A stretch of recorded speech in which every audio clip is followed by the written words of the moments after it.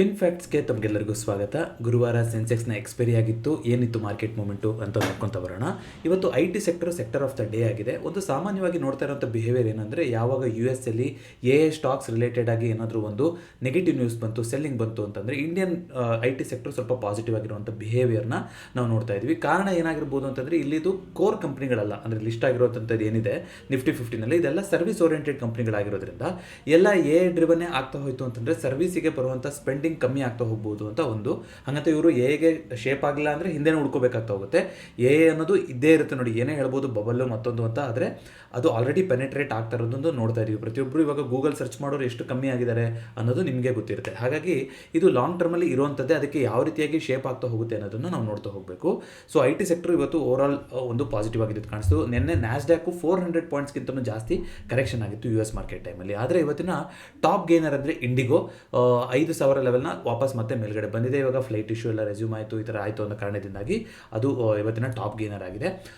ಅದೇ ರೀತಿಯಾಗಿ ಇವತ್ತಿನ ಟಾಪ್ ಲೂಸರ್ ಅಂದರೆ ಅದು ಸನ್ ಫಾರ್ಮಾ ಅಂತ ಕಾಣಿಸುತ್ತೆ. 2.62% ಇವತ್ತು ಕರೆಕ್ಷನ್ ಬಂದಿರೋದ್ರ ಮೂಲಕ ಅದು ಇವತ್ತಿನ ಟಾಪ್ ಲೂಸರ್ ಆಗಿತ್ತು. ಅದೇ ರೀತಿಯಾಗಿ ನಿಫ್ಟಿ ನೆಕ್ಸ್ಟ್ 50ನಲ್ಲಿ ಅಂತ ನೋಡ್ತಾ ಬರೋದಾದರೆ, ಸೀಮನ್ಸ್ ಎನರ್ಜಿನಲ್ಲಿ 4% ಕರೆಕ್ಷನ್ ಬಂದಿರೋದ್ರ ಮೂಲಕ ಇವತ್ತಿನ ಟಾಪ್ ಲೂಸರ್ ಆಗಿದೆ.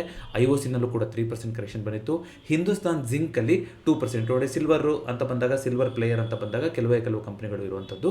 ಸೊ ಹಾಗಾಗಿ ಆ ರಿಲೇಟೆಡ್ ಸೆಕ್ಟರ್ ಅಂತ ಬಂದಾಗ ಅದು ಪರ್ಫಾರ್ಮೆನ್ಸ್ ಮಾಡುವಂಥದ್ದು ನಾವು ನೋಡ್ತಾ ಇದ್ದೀವಿ. ಹಿಂದೂಸ್ತಾನ್ ಜಿಂಕು ಸಿಲ್ವರ್ ಬೆಲೆನೂ ಕೂಡ ಜಾಸ್ತಿ ಆಗಿತ್ತು, ಹಾಗಾಗಿ ಸ್ಟಾಕಲ್ಲೂ ಕೂಡ ಜಾಸ್ತಿ ಆಗಿರ್ಬೋದು. ಸೊ ಇದನ್ನು ಬಿಟ್ಟು ಅಂತ ನೋಡ್ತಾ ಬರ್ತಾಯಿದ್ರೆ, ಸ್ಪೆಸಿಫಿಕ್ ಆಗಿ ಮಿಡ್ ಕ್ಯಾಪ್ ಸೆಕ್ಟರ್ ಇವತ್ತು ಪಾಸಿಟಿವ್ ಆಗಿತ್ತು. ಓವರಾಲ್ ಬೇರೆ ಸೆಕ್ಟರಲ್ಲಿ ಅಂತ ನೋಡ್ತಾ ಬರೋದಾದರೆ ಕನ್ಸ್ಯೂಮರ್ ಡ್ಯೂರಬಲ್ಸ್ ಪಾಸಿಟಿವ್ ಆಗಿತ್ತು. ಇವತ್ತಿನ ಟಾಪ್ ಲೂಸರ್ ಅಂದರೆ ಎನರ್ಜಿ ಸೆಕ್ಟರ್ ಅಂತ ಕಾಣಿಸುತ್ತೆ. ರುಪಿದು ಡಿಪ್ರಿಸಿಯೇಷನ್ ಇದೆಲ್ಲ ಆಗ್ತಾ ಇರೋದ್ರಿಂದ ಆಯಿಲ್ ಆ್ಯಂಡ್ ಗ್ಯಾಸು, ಎನರ್ಜಿ ಯಾವುದು ಜಾಸ್ತಿ ಇಂಪೋರ್ಟ್ ಹೆವಿ ಆಗಿದೆಯೋ ಅದರಲ್ಲಿ ಸ್ವಲ್ಪ ಪ್ರೆಷರ್ ಕಾಣಿಸ್ತಾ ಇದೆ.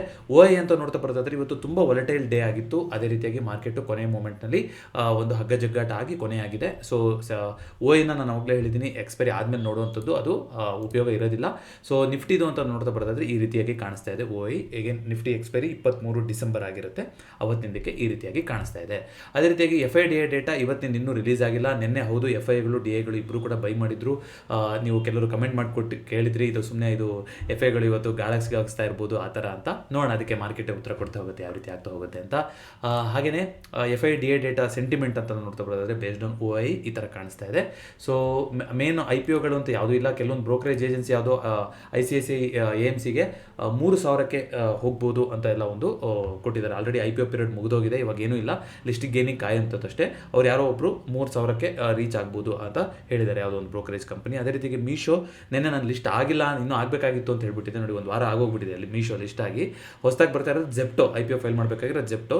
ಮೀಶೋದು 1 ಲಕ್ಷ ಮಾರ್ಕೆಟ್ ಕ್ಯಾಪಿಟಲೈಸೇಷನ್ ಜಾಸ್ತಿ ಆಗಿತ್ತು ಅಂತ, ಅದರಲ್ಲೂ ಕೂಡ ಒಂದು ಪ್ರಾಫಿಟ್ ಬುಕ್ಕಿಂಗ್ ಬಂದಿತ್ತು. ಇದನ್ನು ಹೊರತುಪಡಿಸಿ ಅಂತ ನೋಡ್ತಾ ಬರೋದಾದರೆ ಕೆಲವೊಂದು ಸ್ಪೆಸಿಫಿಕ್ ಆಗಿ ಇವಾಗ ಒಂದು US ಅಲ್ಲಿ ಪ್ರೆಸಿಡೆಂಟ್ ಅವರೇನು ಲೈವ್ ಆಗಿ ಮಾತಾಡ್ತಾ ಇದ್ದಾರೆ ಅಂತ ಒಂದು ಸುದ್ದಿ ಬಂದಿದೆ. ಏನು ಹೇಳ್ತಾ ಇದ್ದಾರೆ, ಯಾವ್ದ್ರ ಬಗ್ಗೆ ಹೇಳ್ತಾ ಇದ್ದಾರೆ ಅನ್ನೋದನ್ನು ನಾವು ನೋಡ್ತಾ ಹೋಗಬೇಕು. ಜೊತೆಗೆ ಸುಮಾರು ಒಂದಿಷ್ಟು ಬಿಲ್ಗಳು ಬರ್ತಾ ಇದೆ. ಸೆಕ್ಯೂರಿಟೀಸ್ ಮಾರ್ಕೆಟ್ ಕೋಡ್ ಬಿಲ್ 2025 ಅದು ಕೂಡ ಇಂಪ್ಲಿಮೆಂಟ್ ಆಗಿದೆ. ಇದರಿಂದ ಏನಾಗ್ತಾ ಹೋಗುತ್ತೆ, ಎಕ್ಸಿಟ್ ಲೋಡ್ ಅಂತ ಏನಿತ್ತು ಮ್ಯೂಚುವಲ್ ಫಂಡ್ಗಳಲ್ಲಿ, ಇದನ್ನೆಲ್ಲ ಸ್ವಲ್ಪ ಕಮ್ಮಿ ಮಾಡುವಂಥದ್ದು. ಇದ್ರ ಬಗ್ಗೆ ಸಾಧ್ಯವಾದರೆ ನಾನು ಡೆಡಿಕೇಟೆಡ್ ವಿಡಿಯೋ ಮಾಡ್ಕೊಡ್ತೀನಿ. ಸೊ ಮ್ಯೂಚುವಲ್ ಫಂಡ್ ರೆಗ್ಯುಲೇಷನ್ಗಳಿಗೆ ಒಂದಿಷ್ಟು ಚೇಂಜಸ್ನ ತಂದಿದ್ದಾರೆ, ಅಂದರೆ ಸ್ವಾಗತಾರ್ಹ ಚೇಂಜಸ್ ಅದು. ಸೊ ಅದು ಆ ಥರ ಬಂದಿದೆ. ಲೋಕಸಭೆಯಲ್ಲಿ ಸುಮಾರುಗಳು ಪ್ರಾಜೆಕ್ಟ್ಗಳು ಆಗ್ತಾನೆ ಇದೆ, ನೋಡ್ತಾ ಇದ್ದೀರಾ. ಅದನ್ನು ಬಿಟ್ಟು ಸ್ಟಾಕ್ ಸ್ಪೆಸಿಫಿಕ್ ಆಗಿ ಸುಮಾರು ನ್ಯೂಸ್ಗಳಿದೆ. ಎಗೇನ್ ಯಾವುದೋ ಒಂದು ಬೈಯಿಂಗ್ ಅಥವಾ ಸೆಲ್ಲಿಂಗ್ ರೆಕಮೆಂಡೇಷನ್ ಆಗಿರೋದಿಲ್ಲ, ಆದರೆ ಕೆಲವೊಂದು ಬೈಯಿಂಗ್ ರೇಟಿಂಗ್ಗಳನ್ನು ಕೊಡ್ತಾ ಇರ್ತಾರೆ, ಸೆಲ್ಲಿಂಗ್ ರೇಟಿಂಗ್ಗಳನ್ನು ಕೊಡ್ತಾ ಇರ್ತಾರೆ. ಆ ನ್ಯೂಸ್ಗಳು ನಿಮ್ಗೆ ಸಿಗ್ತಾ ಇರುತ್ತೆ. ಕಮರ್ಷಿಯಲ್ ವೆಹಿಕಲ್ಗೆ ಇನ್ನೂ ಬೈ ರೇಟಿಂಗ್ ಸಿಕ್ಕಿದೆ. ಇತ್ತೀಚೆಗೆ ಲಿಸ್ಟ್ ಆಗಿದ್ದಂಥ ಕಂಪನಿ ನಿಮ್ಗೆ ಗೊತ್ತಿದೆ, ಡಿಮರ್ಜರ್ ಆಗಿತ್ತು, ಅದಕ್ಕೆ ತಿರ್ಗಾ ಯಾವುದೋ ಒಂದು ಕಂಪ್ನಿಯಿಂದ ಬೈ ರೇಟಿಂಗ್ ಸಿಕ್ಕಿದೆ. ಜೊತೆಗೆ ಸಿಯೆಂಟ್ ಶೇರ್ಸ್, ಒಂದು ಸೆಮಿ ಕಂಡಕ್ಟರ್ ಬಿಸ್ನೆಸ್ಸಲ್ಲಿರುವಂಥದ್ದು, ಅವರು ಕೈನೆಟಿಕ್ ಅವರಿಂದ 65% ಸ್ಟೇಕ್ನ ತೊಗೊಂಡಿದ್ದಾರೆ ಅಂತ ಸುದ್ದಿ ಬಂದಿತ್ತು. ಜೊತೆಗೆ ಒಬ್ಬರು ಓಲಾ ಬಗ್ಗೆ ಕೇಳಿದ್ರಿ, ಅವ್ರೇನು CEOನೇ ಎಲ್ಲ ಮಾರು ಹೋಗ್ತಾ ಇದ್ದಾರೆ ಅಂತಲ್ಲ, ಏನು ಕತೆ ಅಂತ, ಅದ್ರ ಬಗ್ಗೆ ಇನ್ನೂ ಕ್ಲಾರಿಟಿ ಇಲ್ಲ. ಲಾಸ್ಟ್ ಸೆಪ್ಟೆಂಬರ್ದು ಕ್ವಾರ್ಟರ್ಲಿ ಡೇಟಾ ಬಿಡುಗಡೆ ಮಾಡ್ತಾ ಹೋಗ್ತಾರೆ. 1%ಗಿಂತ ಜಾಸ್ತಿ ಏನಾದರೂ ಶೇರ್ಗಳನ್ನ ಸೆಲ್ ಮಾಡೋದು ಬೈ ಮಾಡೋದು ಮಾಡಿದ್ರೆ ಅದು ರಿಪೋರ್ಟ್ ಮಾಡಲೇಬೇಕು ಸೆಬಿಗೆ. ಅದು ನಮಗೆ ಎವ್ರಿ ಕ್ವಾರ್ಟರ್ಲಿ ಗೊತ್ತಾಗ್ತಾ ಹೋಗುತ್ತೆ. ಸೊ ಅದ್ರ ಪ್ರಕಾರವಾಗಿ ಅವರು ಸೆಪ್ಟೆಂಬರ್ ತನಕ ಏನು ಭಾವಿಶ್ ಅಗರ್ವಾಲ್ ಇದ್ದಾರೆ CEO, ಕಂಪನಿಯ ಫೌಂಡರು, ಅವ್ರ ಹತ್ರ ಸರಿಸುಮಾರು 30% ಸ್ಟೇಕ್ ಇತ್ತು ಕಂಪ್ನಿದು. ಈಗ ಮೊನ್ನೆ 2 ಕೋಟಿ ಚಿಲ್ಲರೆ ಶೇರನ್ನ ಮಾರಿದ್ದಾರೆ ಅಂತ ಹೇಳಿದ್ದಾರೆ. ಸೊ ನೋಡಬೇಕು ನೆಕ್ಸ್ಟ್ ಕ್ವಾರ್ಟರ್ಲಿ ಎಷ್ಟಕ್ಕೆ ಇಳಿಸ್ತಾರೆ ಇಳಿಸ್ಕೊಂಡಿದ್ದಾರೆ ಅಂತ ಅವರ ತಮ್ಮ ಹೋಲ್ಡಿಂಗ್ನ. ಅದೇ ರೀತಿ ರಿಟೇಲರ್ ಕೋಟ 8% ಇದ್ದಿದ್ದು ಇವಾಗ 17% ಕಂಪ್ನಿಯ ಒಂದು ಸ್ಟೇಕು ರಿಟೇಲರ್ಸ್ ಹತ್ರನೇ ಇತ್ತು ಅಂತಲೂ ಕೂಡ ಬಂದಿತ್ತು. ಸೊ ಡಾವ್ ಜೋನ್ಸು, ನ್ಯಾಸ್ಡ್ಯಾಕು ಎಲ್ಲದೂ ಕೂಡ ನಿನ್ನೆ ರಿಯಾಕ್ಟ್ ಮಾಡಿತ್ತು. ಅದು ಯಾವ ರೀತಿ ಆಗ್ತಾ ಹೋಗುತ್ತೆ ಅಂತ ನೋಡೋಣ. ಈಗ ರುಪಿದು ಆಚೆ ಈಚೆ ಆಗ್ತಾ ಇರೋದು, ಈಗ ವಿಂಟರು, ನ್ಯೂ ಇಯರ್ ಟೈಮು ಅಂತ ಟ್ರಾವೆಲ್ ಮಾಡ್ತಾ ಇದ್ರಲ್ಲ ಬೇರೆ ದೇಶಕ್ಕೆ, ಅವರು ಕೂಡ ಇವಾಗ ಯೋಚನೆ ಮಾಡೋಂಥ ಸ್ಥಿತಿ ಬಂದಿದೆ ಅಂತ. ಯಾಕಂದರೆ ಇವಾಗ ಜಾಸ್ತಿ ರೂಪಾಯಿನ ತೊಗೊಳ್ತಾ ಹೋಗ್ಬೇಕಲ್ವ, ಡಾಲರಲ್ಲಿ ಖರ್ಚು ಮಾಡಬೇಕು ಅಂದರೆ ಇವಾಗ ಜಾಸ್ತಿ ಭರಿಸ್ತಾ ಹೋಗಬೇಕು. ಈ ರೀತಿ ಎಲ್ಲ ಸೆಂಟಿಮೆಂಟ್ ಇದೆ. ಇದನ್ನು ಬಿಟ್ಟು ಕಮೋಡಿಟಿ ಅಂತ ನಾವು ನೋಡ್ತಾ ಬರೋದಾದರೆ ಇವತ್ತು ಕೂಡ ಇಂಡಿಯಾ ವಿಕ್ಸು 10ಕ್ಕಿಂತ ಕೆಳಗಡೆನೇ ಇದೆ.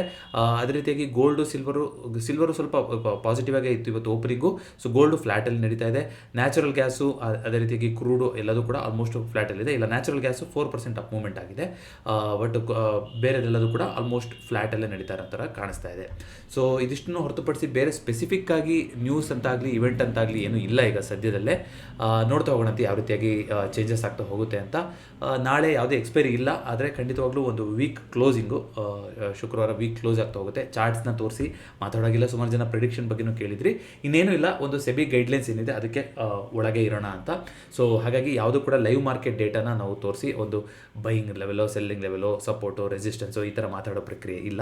ಸೊ ಏನಿದೆಯೋ ಅದನ್ನ ಫ್ಯಾಕ್ಚುಯಲ್ ರಿಪೋರ್ಟಿಂಗ್ ಮಾಡ್ತಾ ಇರ್ತೀನಿ. OA ಅನ್ನೋದು ನಾನು ಮಾಡೋದಲ್ಲ, ಅದು ಇರೋದನ್ನು ನಾವು ತೋರಿಸ್ತಾ ಇರೋಂಥದ್ದು. ಸೊ OA ಆಗಿರ್ಬೋದು, IPOಗಳ ಸುದ್ದಿ ಆಗಿರ್ಬೋದು, ಅದೇ ರೀತಿಯಾಗಿ ನಮ್ಮ ಏನೋ ಒಂದು ಯಾವ ಸೆಕ್ಟರ್ ಯಾವ ರೀತಿಯಾಗಿ ಪರ್ಫಾರ್ಮ್ ಮಾಡಿತ್ತು ಅನ್ನೋದಾಗಿರ್ಬೋದು, ಇಂಥದನ್ನ ನಾವು ನೋಡ್ತಾ ಹೋಗ್ಬೋದು. ಖಂಡಿತವಾಗ್ಲೂ ಒಂದು ವಾಲಟೈಲ್ ದಿನ ಆಗಿತ್ತು ಇವತ್ತು. ಒಂದು ಬ್ರಾಡ್ ಆಗಿ ಮೂವ್ಮೆಂಟ್ ಆಗಿದೆ ಮಾರ್ಕೆಟು. ಸೊ ಅಬ್ಸರ್ವ್ ಮಾಡಿರ್ತೀರ ಲೈವಲ್ಲಿ ನೋಡಿದವ್ರಿಗೆ ನಿಮಗೆ ಗೊತ್ತಾಗಿರುತ್ತೆ, ಮಾರ್ಕೆಟ್ನ ಅಬ್ಸರ್ವ್ ಮಾಡ್ತಾ ಇದ್ದವರಿಗೆ. ಸೊ ಇನ್ವೆಸ್ಟ್ಮೆಂಟ್ ಆಪರ್ಚುನಿಟಿಗಳು ಸಿಗ್ತಾ ಹೋಗುತ್ತೆ. ನಾವು ವೆಯ್ಟ್ ಮಾಡಬೇಕು ಅಷ್ಟೇ, ಒಳ್ಳೆ ಇನ್ವೆಸ್ಟ್ಮೆಂಟ್ ಆಪರ್ಚುನಿಟಿ ಸಿಕ್ಕಿದಾಗ. ಜೊತೆಗೆ FIDI ಸೆಲ್ಲಿಂಗ್ ಕೂಡ ಯಾವ ರೀತಿ ಸೆಕ್ಟರ್ ರೊಟೇಷನ್ ಏನು ಮಾಡಿದ್ದಾರೆ, ಏನು ಕತೆ ಅನ್ನೋದನ್ನು ನಾವು ನೋಡ್ಕೊತ ಬರ್ಬೋದು. ಹೇಗೇನು ಬೈಯಿಂಗ್ ಸೆಲ್ಲಿಂಗ್ ರೆಕಮೆಂಡೇಷನ್ಗೆ ಅಂತಲ್ಲ, ಆದರೆ ಎಲ್ಲಿ ಸೆಂಟಿಮೆಂಟ್ ಮೂವ್ ಆಗ್ತಾ ಇದೆ, ಏನು ಕತೆ ಅಂತ. ಜೊತೆಗೆ ಚಾರ್ಟಿಂಗು, ಕೆಲವೊಂದು ಪೋರ್ಟಲ್ಗಳದ್ದು ಕೂಡ ಮಾಹಿತಿ ತೋರ್ಸೋಕ್ಕೆ ಹೇಳಿದ್ರೆ ಸಾಧ್ಯವಾದಷ್ಟು ಯಾವ ರೀತಿಯಾಗಿ ಯಾವ ಫಂಡಮೆಂಟಲ್ ಅನಾಲಿಸಿಸ್ ಅಥವಾ ನಮ್ಮ ಟೆಕ್ನಿಕಲ್ ಅನಾಲಿಸಿಸ್ ಏನಿತ್ತು ಅದರಲ್ಲಿ ನಮ್ಮ ಸರಣಿನ ಮುಂದುವರಿಸ್ತಾ ಹೋಗೋಣಂತೆ ಮುಂಬರುವ ದಿನಗಳಲ್ಲಿ. ಸಾಕಷ್ಟು ವಿಚಾರಗಳಿದೆ. NPS ಅಲ್ಲೂ ಕೂಡ ಇವಾಗ ಹೊಸದು ಬಂದಿದೆ ನೋಡಿ. ಮೊದಲು ಏನು ಅಂದರೆ 5 ವರ್ಷ ಲಾಕಿನ್ ಪೀರಿಯಡ್ ಇತ್ತು. ನೀವು ಪ್ರೀಮೆಚ್ಯೂರ್ ಆಗಿ ಎಕ್ಸಿಟ್ ಮಾಡಬೇಕು, ಪಾರ್ಷಿಯಲ್ ಎಕ್ಸಿಟ್ ಮಾಡ್ಕೋಬೇಕು ಅಂದ್ರೂ ಕೂಡ ನೀವು ಒಂದ್ಸಲ ಎಂಟ್ರಿ ಆದ್ರಿ ಅಂದರೆ 5 ವರ್ಷ ತನಕ ಎಕ್ಸಿಟ್ ಮಾಡೋ ಹಾಗಿರಲಿಲ್ಲ. ಆದರೆ ಈಗ ಅದನ್ನ ತೆಗೆದು ಹಾಕಿದ್ದಾರೆ. ನೀವು ಯಾವಾಗ ಬೇಕಾದ್ರೂ ಎಕ್ಸಿಟ್ ಮಾಡ್ಬೋದು. ಜೊತೆಗೆ ಕಾರ್ಪಸ್ ಮೇಲೆ ನೀವು ಒಟ್ಟಾರೆಯಾಗಿ ಈಗ 15 ವರ್ಷ ಮುಗಿಯುತ್ತಾ ಅಥವಾ ನೀವು 60 ವರ್ಷ ರಿಟೈರ್ಮೆಂಟಿಗೆ ತೊಗೊತಾ ಇದ್ದೀರಾ ಅಥವಾ ಯಾವ ರೀತಿ ಯಾವುದು ಫಸ್ಟ್ ಬರುತ್ತೋ ಅದು ಆ ಟೈಮಲ್ಲಿ ಕೆಲವರು 80 ಮೊದಲು 60-40 ಅಂತ ಇತ್ತಲ್ವ, ಇವಾಗ 80% ಆ್ಯನ್ಯುಟಿ ಕೂಡ ತೊಗೊತ ಹೋಗ್ಬೋದು. ನಿಮ್ಮ ಕಾರ್ಪಸ್ 8 ಲಕ್ಷಕ್ಕಿಂತ ಜಾಸ್ತಿ ಇತ್ತು ಅಂತಂದರೆ ಈ ರೀತಿ ಎಲ್ಲ ಒಂದಿಷ್ಟು ಬೆಳವಣಿಗೆ ಇದೆ. 8 ಲಕ್ಷ ತನಕ ನಿಮ್ಮ ಒಂದು ಕಾರ್ಪಸ್ ಆಗಿತ್ತು ಅಂದರೆ ನ್ಯಾಷನಲ್ ಪೆನ್ಷನ್ ಸ್ಕೀಮಲ್ಲಿ ಯಾವ ರೀತಿ, 8ರಿಂದ 12 ಲಕ್ಷ ಆಗಿತ್ತು ಅಂದರೆ ಯಾವ ರೀತಿ, 12 ಲಕ್ಷಕ್ಕಿಂತ ಜಾಸ್ತಿ ಇತ್ತು ಅಂದರೆ ಯಾವ ರೀತಿ, ಈ ಥರ ಎಲ್ಲ ಒಂದಿಷ್ಟು ಮಾರ್ಪಾಡುಗಳನ್ನು ತಂದಿದ್ದಾರೆ. ನಿಮ್ಮ ಇಂಟ್ರೆಸ್ಟ್ ಯಾವುದಿದೆಯೋ ದಯವಿಟ್ಟು ಅದ್ರ ಬಗ್ಗೆ ಕಮೆಂಟ್ ಮಾಡಿ ತಿಳಿಸಿ. ನನಗೆ ಆ ವಿಷಯ ಗೊತ್ತಿದ್ದರೆ ನಾನು ಅಥವಾ ಗೊತ್ತಿಲ್ಲ ಅಂದ್ರೂ ತಿಳ್ಕೊಂಡು ನಿಮಗೆ ತಿಳಿಸ್ಕೊಡೋಂಥ ಪ್ರಯತ್ನ ಮಾಡ್ತೀನಿ. ಜೊತೆಗೆ ರುಪಿ ಡಾಲರ್ ಸ್ವ್ಯಾಪ್ ಬಗ್ಗೆನೂ ಕೂಡ ಒಂದು ಇಂಟ್ರೆಸ್ಟಿಂಗ್ ಟಾಪಿಕ್ ಆಗ್ತಾ ಹೋಗುತ್ತೆ, ಅದನ್ನು ಮಾತಾಡ್ತಾ ಹೋಗ್ಬೋದು. ಸೊ ವೀಕೆಂಡ್ ವೀಡಿಯೋಗಳಿಗೆ ಸುಮಾರು ಕಾನ್ಸೆಪ್ಟ್ಗಳು ಇರ್ತಾ ಹೋಗುತ್ತೆ. ರಜಾ ಇದ್ದಾಗ ಅದನ್ನ ಕವರ್ ಮಾಡ್ತಾ ಹೋಗ್ಬೋದು. ಇಲ್ಲ ಅಂತಂದಾಗ 1 ಅಥವಾ 2 ವೀಡಿಯೋಗಳು ಅಷ್ಟೇ ಮಾಡಲಿಕ್ಕಿರೋದ್ರಿಂದ ಮೇ ಬಿ ಕಮೆಂಟ್ ಸೆಕ್ಷನ್ನ, ಡೈಲಿ ಫಿನ್ ಫ್ಯಾಕ್ಟ್ಸ್ ಕಮೆಂಟ್ ಸೆಕ್ಷನ್ನ ಯಾವ ಟಾಪಿಕ್ ಇಂಟ್ರೆಸ್ಟ್ ಇದೆ ಅನ್ನೋದ್ರ ಬಗ್ಗೆ ನಾವು ಯುಟಿಲೈಸ್ ಮಾಡ್ಕೊತ ಹೋಗ್ಬೋದು. ಯಾವ ಜಾಸ್ತಿ ಕಾಮೆಂಟ್ಸ್ ಬಂದಿರುತ್ತೋ ಆ ಕಂಟೆಂಟ್ನ ತರಲಿಕ್ಕೆ ನಾನು ಪ್ರಯತ್ನ ಪಡ್ತಾ ಹೋಗ್ತೀನಿ. ಮತ್ತೊಂದು ಫಿನ್ ಫ್ಯಾಕ್ಟ್ಸ್ನೊಂದಿಗೆ ಭೇಟಿಯಾಗೋಣ. ಎಲ್ರಿಗೂ ನಮಸ್ಕಾರ.